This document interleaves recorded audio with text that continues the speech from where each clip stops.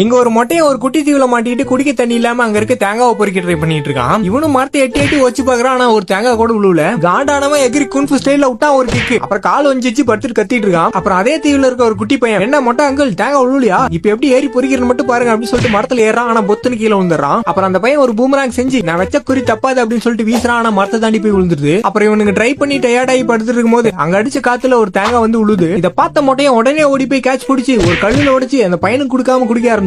அப்புறம் அவன் அங்கிள் அங்க பாருங்க வெள்ளக்காக்கா அப்படின்னு சொல்லிட்டு புடிட்டு ஓடிடுறான். அப்புறம் ரெண்டு பேரும் தூங்கிட்டு இருக்கும்போது ஒரு தேங்காய் வந்து இவங்க மண்டையிலே விழுது. எவன்டா மண்டையில கல்ல போட்டா அப்படின்னு பாத்துட்டு இருக்கும்போது அந்த தேங்காய் போய் கடல்ல விழுந்துருது. இவனுங்க ஓடி போய் குதிச்சு எடுக்கிறானுங்க. பார்த்தா உள்ள இருந்து ஒரு ஷார்க் கடிக்க வருது. எம்மா தப்பிச்சடா அப்படின்னும் போது அப்பதான் பாக்குறானுங்க பக்கத்து தீவுல இவனுங்க மாதிரியே ரெண்டு பேர் இருக்கானுங்க. அவனுக்கு பிளைட் சீட்டை கழட்டி அதை வச்சு தேங்காய் பொறிச்சு குடிச்சு ஒரு டீமா இருக்கானுங்க. இதை பார்த்துட்டு இவனுங்க நாமளும் சேர்ந்து செயல்படும் அப்படின்னு அப்புறம் அங்க உடஞ்சிருந்த போட்டை எடுத்து ஒரு சீசா மாதிரி செஞ்சு ஒரு பக்கம் இவன் மிதிக்க அந்த பையன் போய் மரத்துல குந்திக்கிறான். அப்புறம் ரெண்டு பேர் தேங்காய் பொறிச்சு சேர்ந்து குடிக்கிறாங்க.